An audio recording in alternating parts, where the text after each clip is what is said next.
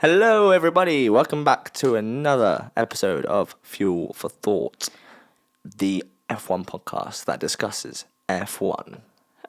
Wow. If they hadn't gathered already. Comprehensive introduction. Comprehensive. Why are we here today? This is our season review of our predictions that we predicted before the very first race, many months ago. Many moons ago. Yes. Alright. Let's see how... Let's get into it, yeah. I mean, right. First of all, what a great season. Oh, yeah. I know the driver everyone thought was going to win one. Mm-hmm. Apart from you, apparently.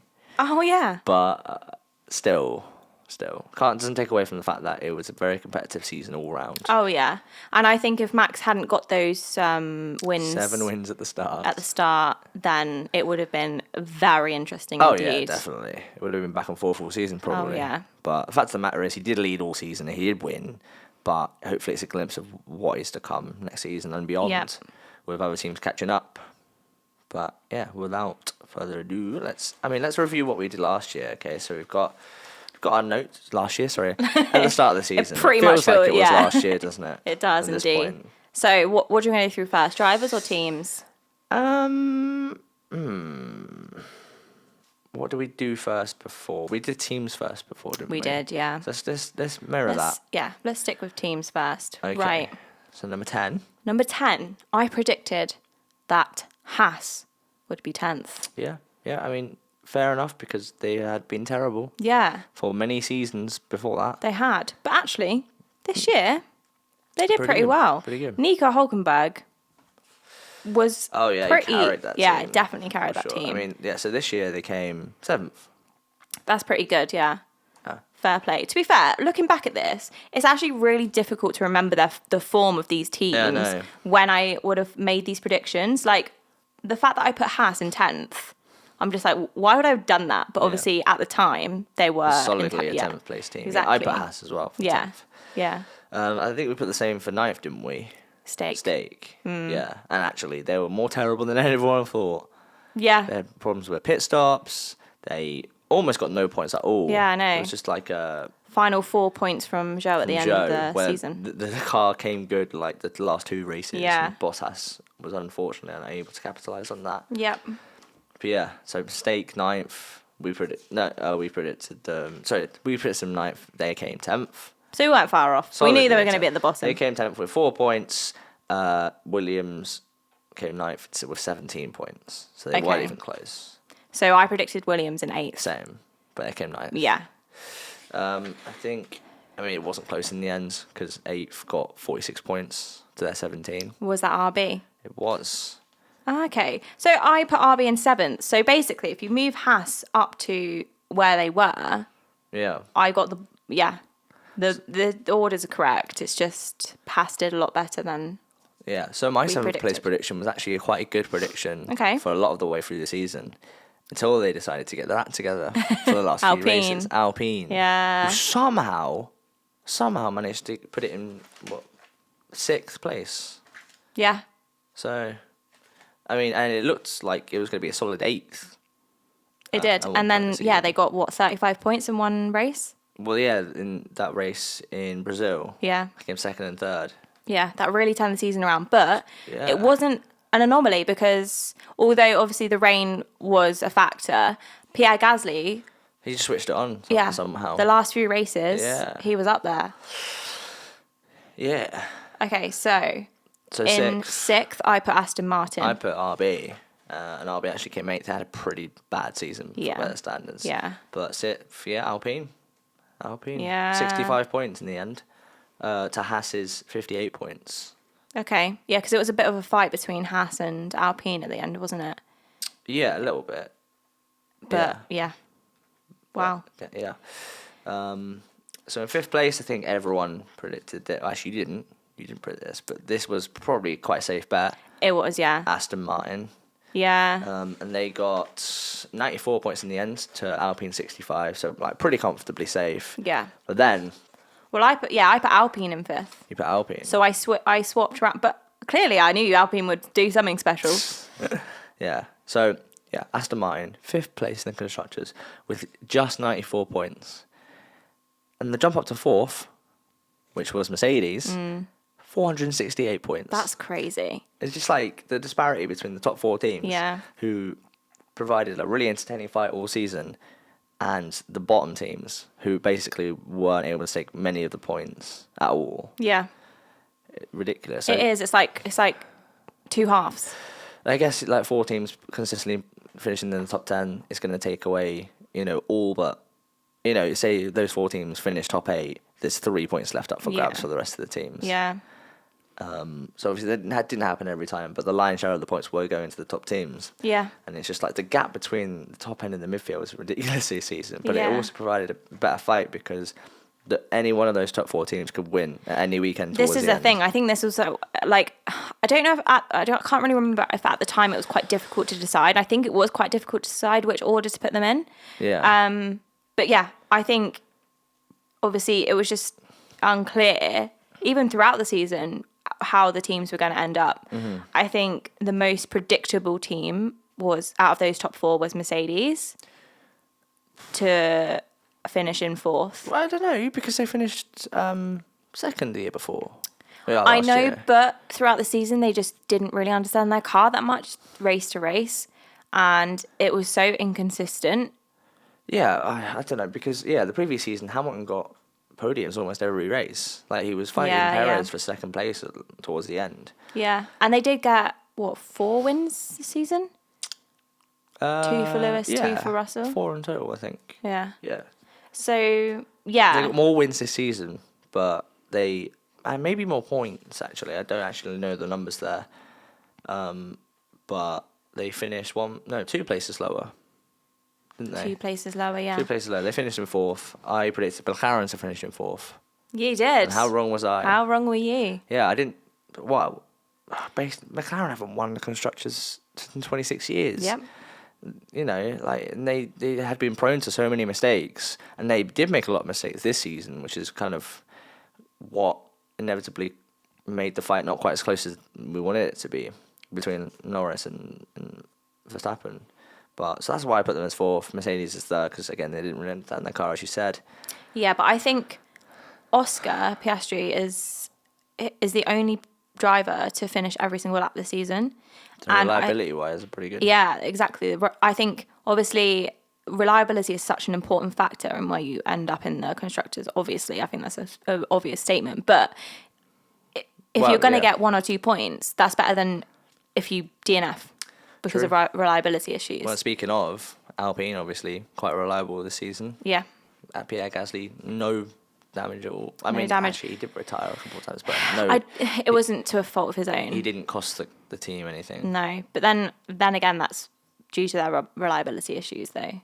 So, yeah, it just shows the importance of it obviously is a team sport. You have to make sure the car is reliable, and it all needs to be a consistent reliable, thing. but also pushing the limits. Exactly. You know what I mean? Yeah. Good balance between it all. On to the top 2. Well, I haven't said who I put. Oh, yeah. I put Ferrari in P4.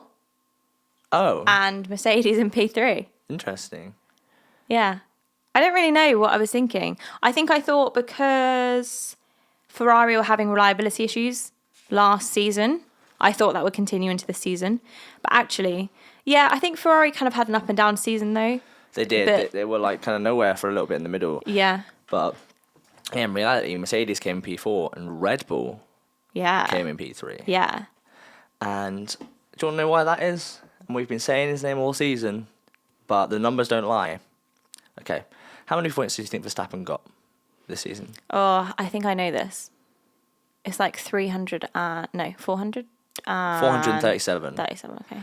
Okay. And Lando got 60 points. Yeah, so 374. Yeah. How many points do you think Perez got? 40. No, he got 152. I know that he got in 18 races he got 49 points or something. 152 points to Verstappen's 437. Yeah. And even to Hamilton above him in the standings, Hamilton got 223. It's 71 points more than him. That's crazy. In a fourth. What was the difference place finishing between car. Red Bull and McLaren? Red Bull, McLaren. Red Bull got 589. McLaren got 666. About 70 points again. Which Perez, if like Perez could have easily got that. Yeah. Red Bull should have won the constructors. They should have easily. They should have, yeah, definitely. I mean, I know their car wasn't the best this year. But a more consistent driver, George Russell or Oscar Piastri in that car. Yeah. Carlos Sainz in that car. They would have at least got second place. But yeah. But like, yeah, I actually heard that that Logan Sargent. Sergio Perez. No. Liam Lawson. Right. I think their names that get really confused in my head because they both start with L. Liam Lawson has been put in that Red Bull seat and Sergio Perez has been removed, but they just haven't announced it yet. They say something new every week though, so I believe it when I see it. Yeah. To be honest with you. Yeah. But Christmas ads with Sergio Perez pulling up, giving out a free bottle of Patron to everyone at the Wait, Red Bull is this factory. true? Yeah. Really? Yeah. So it's like you can see why he's still in his seat. Yeah. And that's why it worked so hard for them to make that decision. Yeah. I do think he is the reason. Well, yeah, he's the reason they didn't win the constructors. Well, yeah, the reason they didn't get at least second, yeah, third for a season like that is kind of, and that costs a lot of people some bonuses as well. So it's not exactly a small thing. Exactly. It costs them prize money. It gives them wind tunnel time, of course. It does. But obviously they do need wind tunnel time because their car isn't the most the best. You want to win over that. Exactly. I didn't predict that Red Bull would win, actually. You didn't? I predicted that Red Bull would come in P2 and McLaren would be champions. Which was right. Yeah. In the end, which actually I think is to everyone's surprise, and somehow it happened. Somehow it happened. And I think at the time you were like, what? Why would you say McLaren would win? Yeah, I mean, last year, where did they come in the constructors? Fourth. Yeah. Exactly. Because Ferrari came P3. Yeah. So for them to turn it around with all of their issues. Yeah, but think about it. Red Bull were in P1, now they're in P3. Yeah. But I think part of me saying McLaren was biased, and part of me obviously saw how they were improving their car last season. It was hopeful. It was hopeful, but also I just thought that they would continue improving their car this season to the trajectory that they were going on last season. So I did have the... Yeah, all right. It's all biased. Yeah, so I'm obviously with Max winning, 18 races last season, I think it was. I put Red Bull to win and Ferrari to come second. I kind of put all the chips on Ferrari to be the better car this season, but I mean, parts of the season they were. Well, yeah, Ferrari did come second. They did? Yeah. Well done. Yeah, I got that one right. Yeah, well done. So they got to 652 points ahead of Red Bull 589. So they still beat them by about 60 points. Yeah. McLaren with a devilish number of points. 666. Yeah, well done, McLaren. Wow. And well done, me. First time in 26 years. First time in this century. First time in this millennium. I was born when it happened. I was a few months old. Yeah, just about. Yeah. It's really interesting going through predictions from 9 months ago. Yeah, I just can't believe the points gap. Yeah. Yeah. That's a massive jump from P5 to P4. Mm-hmm. I kind of like it though. I don't know. Is that bad? Yeah. I don't know. If more teams were competitive, it might just be like, I don't know. It might be like, all right, anyone can win now. But but is that not more exciting? I guess. I don't know really. I don't know. I feel like the midfield has its purpose. Do you quite like the fact that there's like two rivals, like one person against one person? I mean, well, no, it's not. But it's like four rivals, really. Yeah. And I like that it's like these four elite teams, and then this group of teams that are trying to be elite and trying to break their way through. Yeah, I kind of like that as well. I feel like if they're all, I don't know. It's like tier 1 versus tier 2. Yeah, and the tier 2 are striving to be. You've got tier 1. Aston Martins. You can run with this narrative. They've poached Red Bull's like most famous like engineer to design their car, and he's responsible, partly responsible, or has been a part of many championship winning cars and teams, and it's like, and they're throwing all their money at that. So what are Aston Martin going to do? And it's like, what are Alpine going to do? How are they going to get out of this slump? Yeah, but Alpine are also looking kind of like upwards with Pierre Gasly's performance. Well, and the other thing is, it's like you've got all these rookies and F2 drivers, and the trend now is like, oh, everyone else is getting F2 drivers. Yeah, well, we'll get a rookie in. Yeah, cool. And like, where are they going to go? Obviously, in these up and coming, tier 2 level teams to try and prove themselves and then get into the top teams. Yeah, but the thing is, though, I think a lot of rookies now that are going in, they don't get long to prove themselves. I think they have to pretty much get in that car and start proving themselves right away. Yeah. Obviously, they're going to learn over the years as well. Like, obviously, Oscar wasn't the best driver last season, but he did prove that he deserved that McLaren seat. Obviously, McLaren is kind of more of a tier 1 team. Oh, yeah. I mean, literally. But, yeah. Number 1. I guess Logan Sargent got, a season and a half? But yeah. He honestly, he probably got longer than he was maybe merited. Yeah. But fair enough. I mean, give him all the chance you can. It's nice to see, not like those brutal Rebel days where Pierre Gasly gets half a season. Yeah. Yeah, it is, yeah. But yeah, it'll be interesting to see like how Antonelli fits into Mercedes. That is true. As a rookie. Coming straight into a top team. Yeah. Obviously, highly anticipated for him to come in. And it'll be interesting to see that if he's not performing well straight away, how Mercedes deal with that. And if he is, how Russell will deal with that. Yeah. A lot of storylines brewing for next season. Indeed. On to the drivers. Right, so... Obviously, we didn't anticipate the fact that there would be numerous...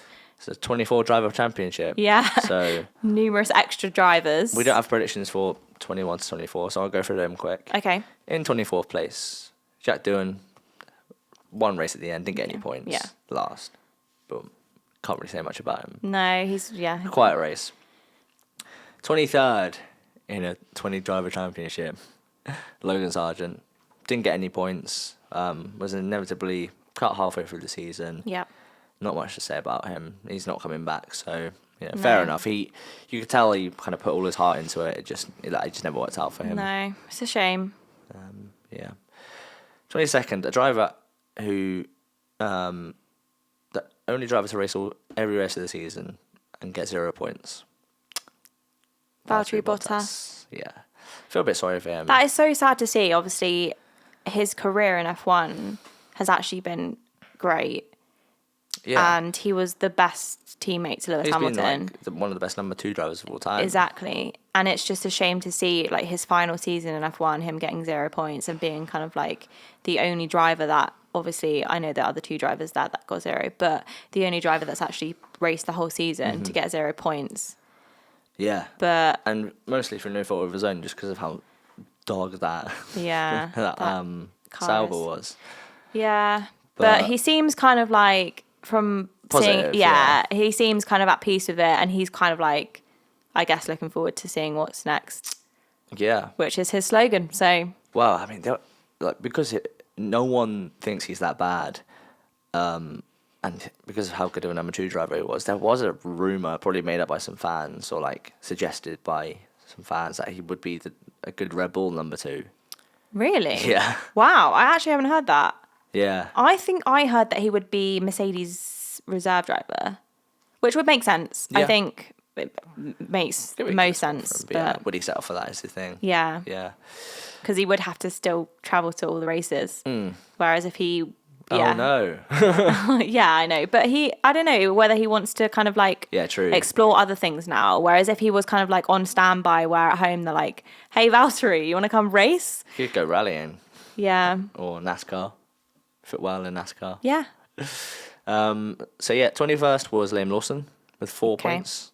Yeah. Same as Zhou. 20th with 4 points. But I think Zhou just... It's because Zhou did all the races, I think. Is that why? I'm assuming. Yeah. So he would have finished above him in half the races. So obviously Lawson had, less than half a season. Yeah. Or more just, than just about I think half, more than half a season. Did Danny Rick come back after the summer break? Don't know. Maybe not. He didn't race in Austin. But so yeah, I mean, this place doesn't really represent him, but versus his teammate, who came 12th but did race half a season, did race all the season. All the season. Yeah. So, but obviously people were talking about his first couple races looked amazing.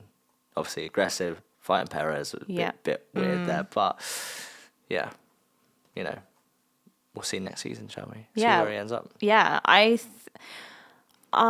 heard, I think on the Sky Sports podcast, that the reason, obviously, I feel like, I don't even know if it's been confirmed behind the scenes or it's just all speculation at the moment, but I heard that they're going to put Liam Lawson in the Red Bull because mentally he can challenge, like he can challenge Max better mentally than Yuki Tsunoda. They don't think that Yuki Tsunoda can handle, like...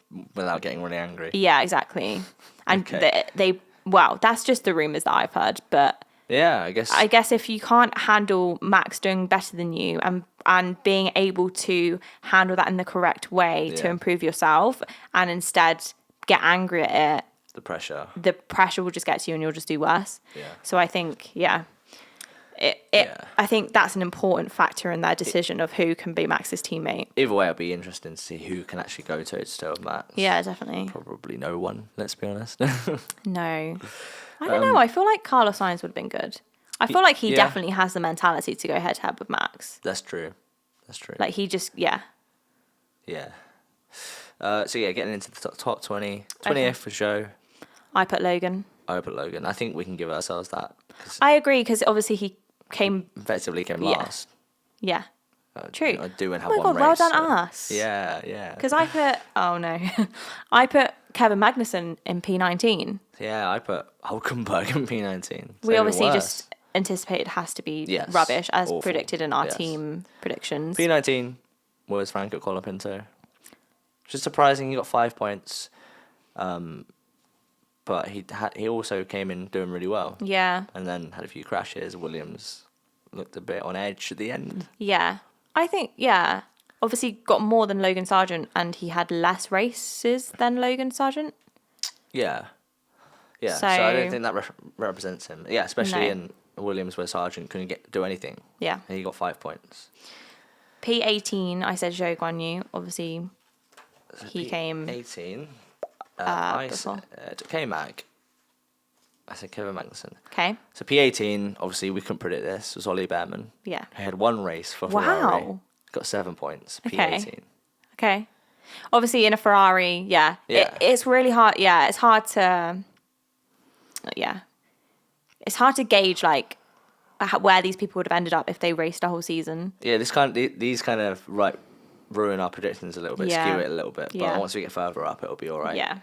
So because there's no one else now. But yeah, P17, I put Nico Hulkenberg. So it was Daniel Ricciardo in the end. I put Zhou Guanyu. Okay, so you thought he would do a bit better because Haas was going to be bad. Yeah. Worse than Stake. Yeah.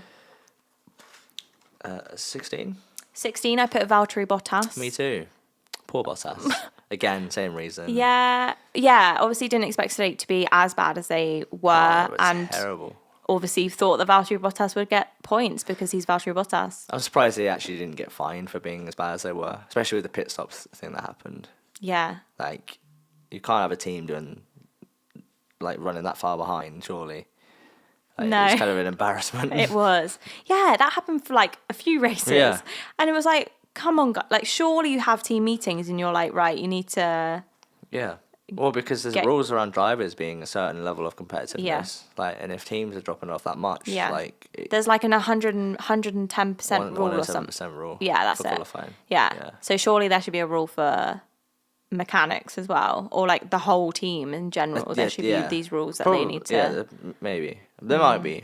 We just don't know about them. Yeah. Might not be so well known. 16th. Who came 16th? I said Valtteri Bottas, which we just said. It was Alex Albon. Okay. Wow. Yeah, so we both said Bottas for 16th. Okay. 15th? 15th was Kevin Magnussen. Okay. I said Yuki Tsunoda. I said Lance Stroll. So Tsunoda actually did better than 15th. Yeah, Yeah. he did. So 14th was Esteban Ocon with 23 points. Okay. I said Albon. I said Yuki Tsunoda. So, okay, yeah.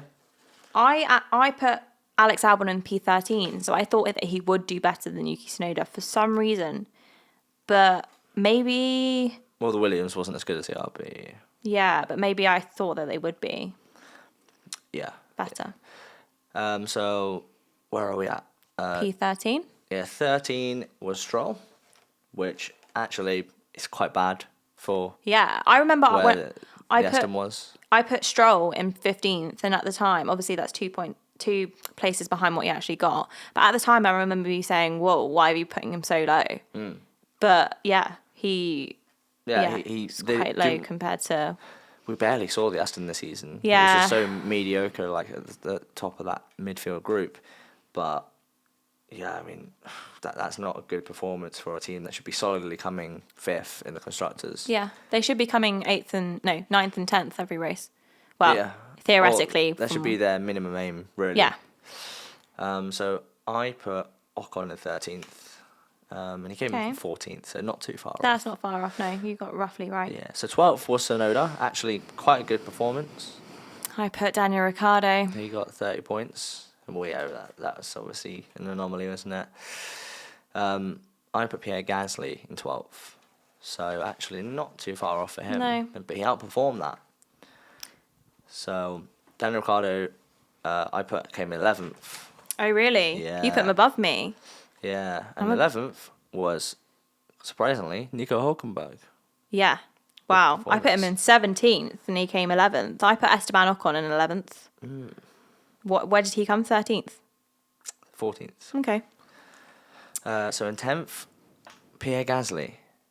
That's quite... Who would have thought that? I'll tell you who. Me. You put him in 10th. I predicted him in 10th. I wouldn't have thought that. Well, no, you wouldn't have thought that before the last 2 or 3 races. No, you wouldn't have. You Yeah. just wouldn't. Yeah. No. But yeah, I did. I put him in 12th. I knew. But no, I put Lance in 10th. He should Lance have. in 10th, Alonso in 9th. As I said, 5th best team. Yeah. Taking those 2 slots quite comfortably, and that's how it should have been. Yeah. Alonso did take 9th, didn't he? He did. And I predicted him in 9th as well. So did I. But that's exactly where he should be slotting in. Yeah. And yeah, I mean, he was a good 82 points behind Perez in the standings. It's like he was almost always going to be guaranteed 9th if the Aston maintains being the 5th best car. What was the points difference between Lance and Fernando? It was 46 points. Yeah, it just shouldn't be like that. Obviously, I know Fernando Alonso is a world champion, but if you have a mediocre car, it's not. Yeah.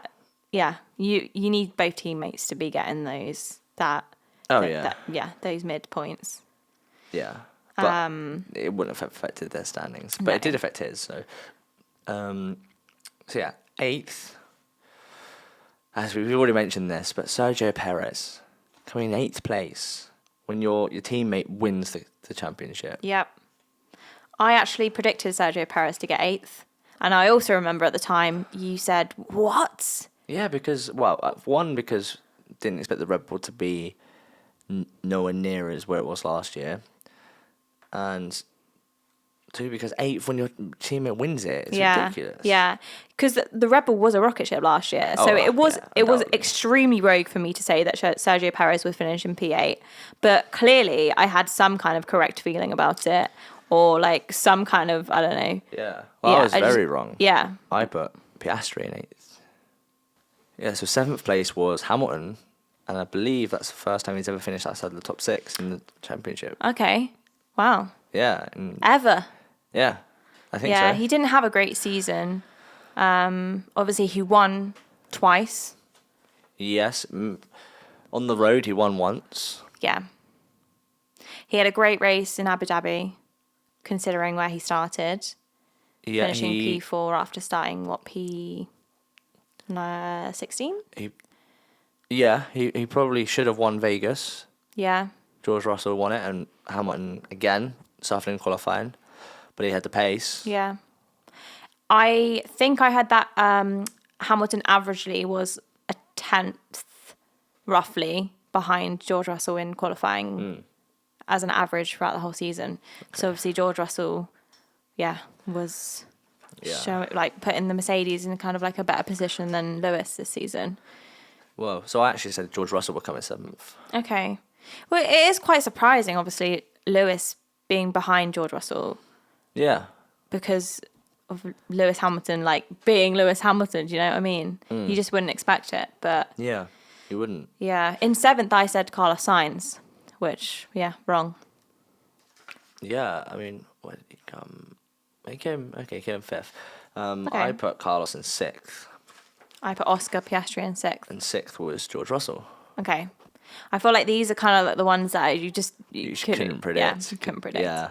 I mean, all of these people won 2 races at least. Multiple races, yeah. Yeah. Yeah. Everyone from 1st to 7th won multiple races. That's the first time in any season. Is it? Yeah. And 8th place, who was in the same team as 1st place, didn't win any races. But yeah, so 6th was Russell. Who did I put in 6th? I put Carlos in 6th. Yeah, so, okay.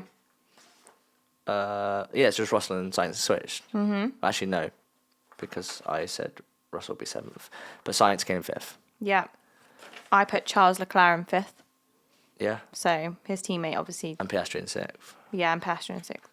And then 4th place, I said George Russell. Obviously, he came P6. I put Lewis in P4. I just thought he'd have a stronger season. Yeah. He's Lewis Hamilton. And last season he came 3rd. Well, I put Lewis Hamilton in P3. Same Yeah. reasons. So P4 was Piastri this year. Okay. Which means actually Charles Leclerc in P3 had a very good season. Yeah. Considering that McLaren was, on a balance, the best car, really. Yeah, it was. Yeah. Yeah, on average, yeah, definitely. But it just goes to show, obviously, where did Carlos come? P5? Yes. So yeah, that obviously shows the importance of having 2 teammates that are able to get you points, because the top 2 were between McLaren and Ferrari, and the teammates were quite close to each other. Well, the second place in the championship. constructors, and they could have won it. Yeah. In being in these positions. Yeah. 3rd and 5th. Yeah, and then 2nd and 4th for Lando and Oscar. Yes. So yeah, it just shows obviously the importance of having that teammate, and Red Bull needs to really think about that, because that's having a teammate in 8th when when you have your other driver winning the championship. Oh yeah, definitely. It's and just they will not have, acceptable. obviously. Yeah. So 3rd, obviously we mentioned, was Charles Leclerc. Yeah. And I actually got that right. Well done. Yeah. Well done. And that hopefully makes up for this blunder for P2. Well, my blunder is that I said that Max Verstappen would come P2. That's not really a blunder though, because it could have happened. Could have happened. Actually, I said that Lando Norris would win the Drivers' Championship, and I think I got some slander for that. But Well, I mean, you just seem to have just next level foresight, I guess, because you've had some mad predictions this season. I have. And somehow you recognise that McLaren were gonna actually pull their finger out and do well. Well, what can I say?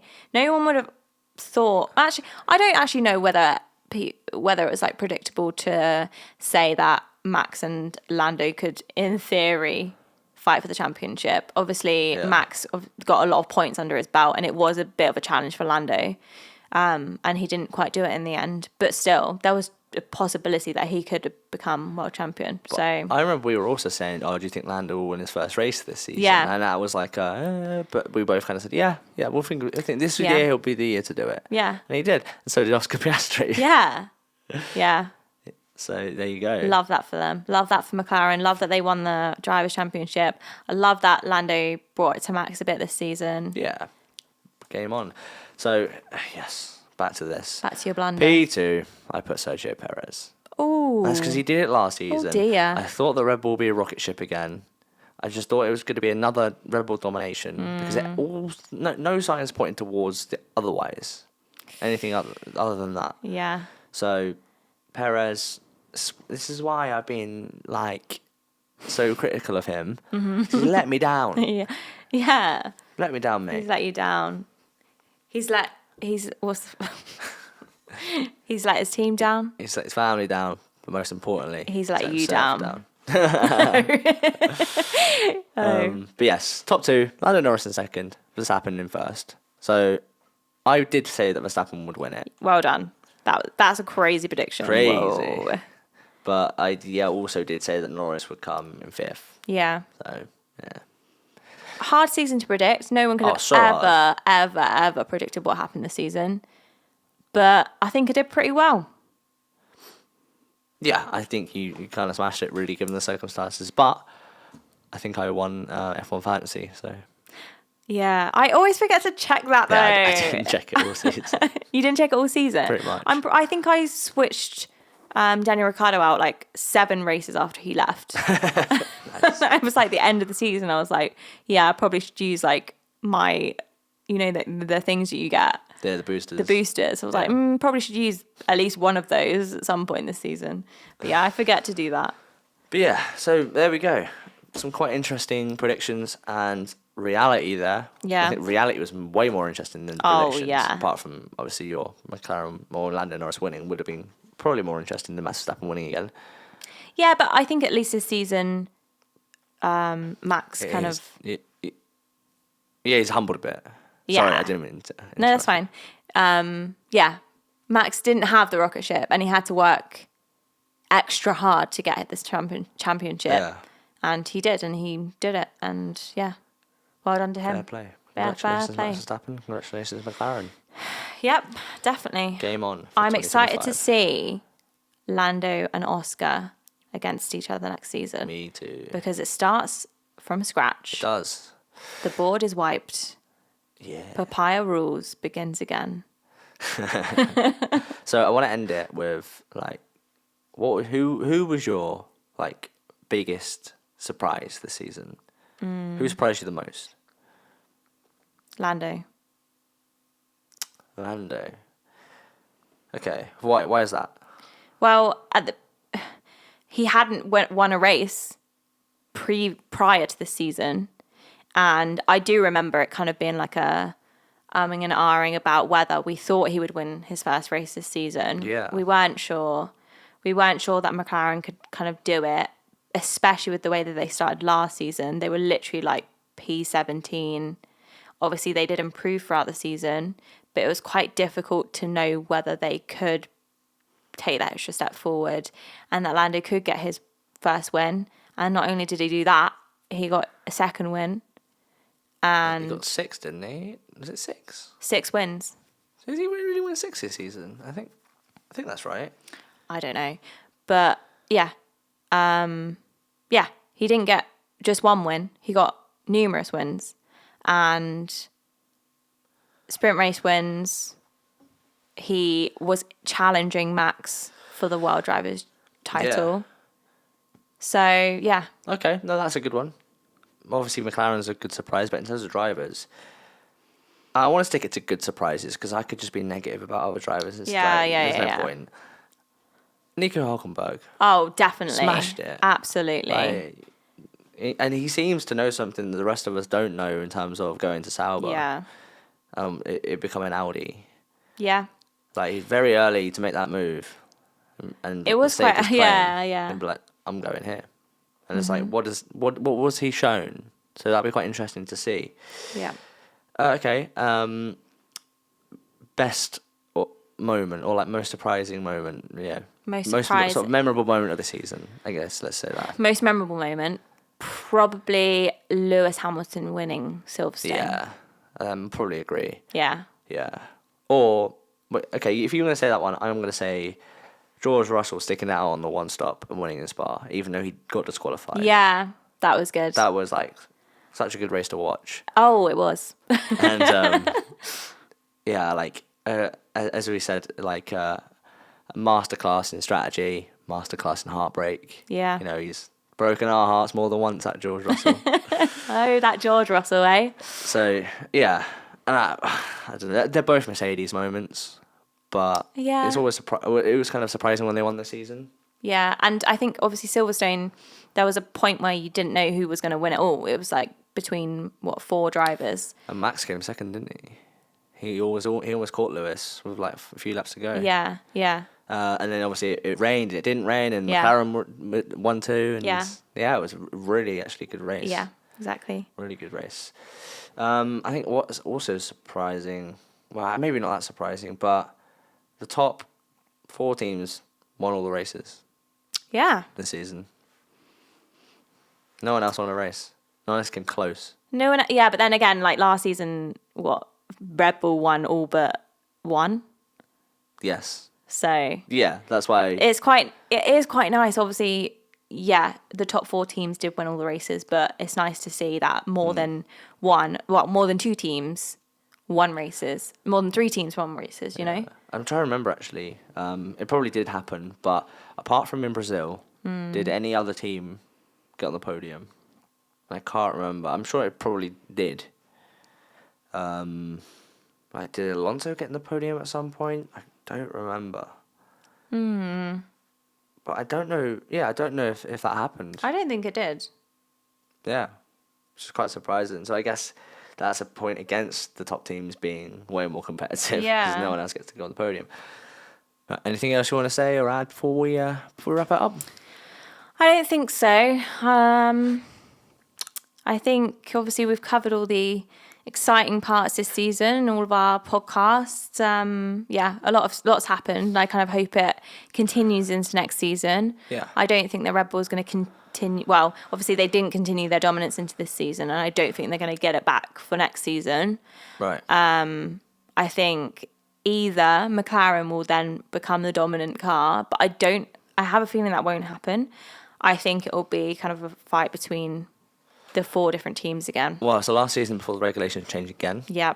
So let's just see who makes the most of it, really. Yeah, and I think a lot of kind of like, as we called them earlier, the tier 2 teams will kind of be looking towards 2026 rather than... Especially Aston Martin. Yeah, rather than 2025. Yeah. Obviously 2025 is important to them and they are going to be looking at that. But I think them, like, because the regulations are changing, that's when they can make the most impact in the improvement of their car. Yeah, I think Aston Martin, definitely. Mercedes, definitely. Yeah. They'll probably have more of an eye on the following year than next year. Yeah, I agree. Yeah, it'll be interesting to see how Aston Martin do now. Yeah. They have Adrian Newey. Yeah.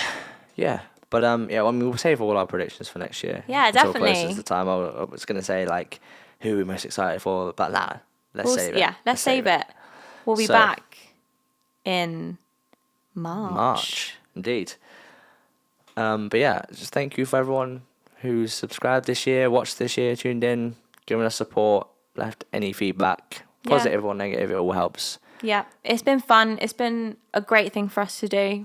Yeah, and we'll see how we can improve it moving forward. Yeah, definitely. Next season will be even better than this season. Yeah. Yeah, always looking at improving. And yeah, hopefully take everyone along for the ride. Yeah, next season will be bigger and better. All right. Hopefully on track and on the podcast.